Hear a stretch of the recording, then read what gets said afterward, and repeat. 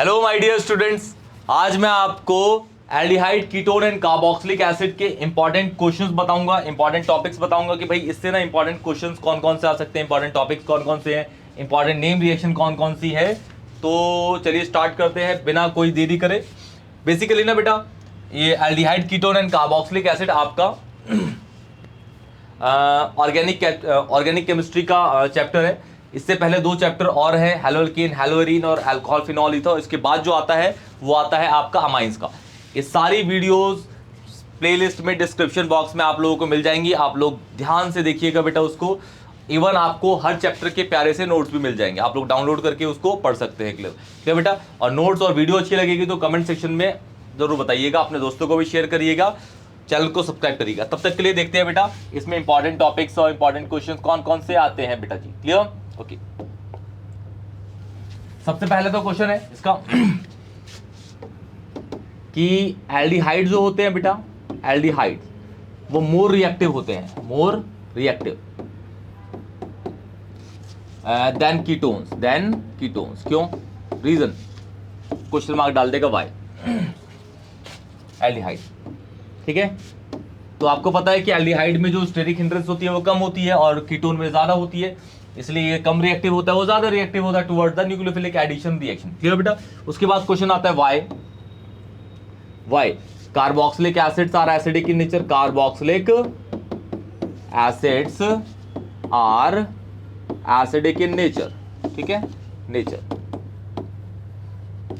क्योंकि इसमें भाई जो रेजोनेंस होता है, और रेजोनेंस आपका दो मोस्ट इलेक्ट्रोनेगेटिव एलिमेंट के बीच में होता है, मतलब सेकंड मोस्ट इलेक्ट्रोनेगेटिव ऑक्सीजन के बीच में, इसलिए कार्बोक्सिलिक एसिड एसिडिक होता है। क्लियर बेटा, ओके।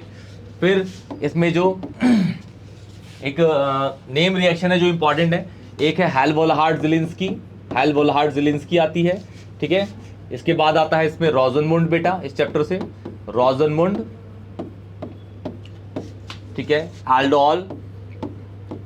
एल्डोल रिएक्शन आती है, कैनिजारो आती है, कैनिजारो भी इंपॉर्टेंट है। क्लियर बेटा। और गैटरमैन कॉच भी इंपॉर्टेंट है, गैटरमैन कॉच भी इंपॉर्टेंट है। तो ये कुछ इंपॉर्टेंट नेम रिएक्शंस है जो आपको इस चैप्टर में पढ़ के रखनी है बेटा। क्लियर। उसके बाद आपका जो आते हैं असेंडिंग डिसेंडिंग एसिडिटी के ऊपर। क्लियर बेटा। असेंडिंग डिसेंडिंग या फिर इंक्रीजिंग डिक्रीजिंग ऑर्डर, इंक्रीजिंग या फिर डिक्रीजिंग ऑर्डर ऑफ रिएक्टिविटी पे भी आ सकता है कि कौन ज्यादा होगा कौन कम होगा, या फिर आपका आ सकता है एसिडिटी पे, एसिडिक नेचर पे।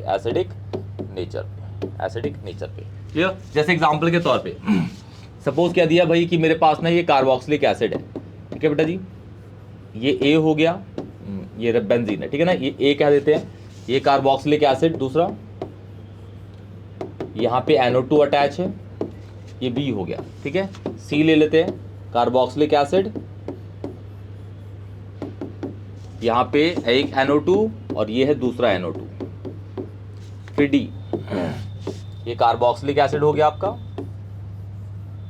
और यहाँ पे OCH3 लगा है, ठीक है। तो यहाँ पे बताना है भाई इंक्रीजिंग ऑर्डर में कि कौन सबसे ज्यादा एसिडिक होगा। क्लियर बेटा।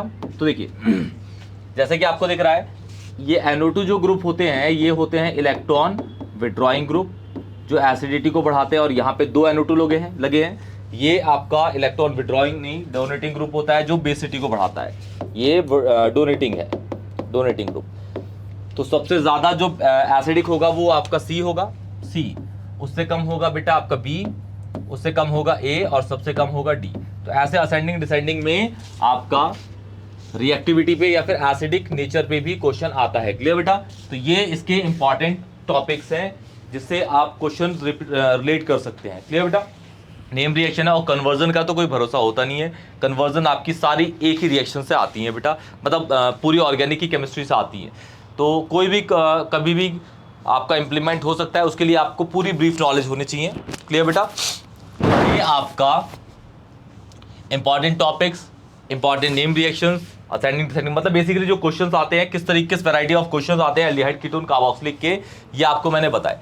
और बेटा अगर आपको लेक्चर चाहिए होंगे बिल्कुल सीक्वेंस वाइज, तो हमारी प्लेलिस्ट चेक करिएगा, डिस्क्रिप्शन बॉक्स में आपको प्लेलिस्ट मिल जाएगी, और आपको उसमें नोट्स भी मिल जाएंगे, बहुत प्यारे से नोट्स होंगे, आप डाउनलोड करके पढ़िएगा उसको।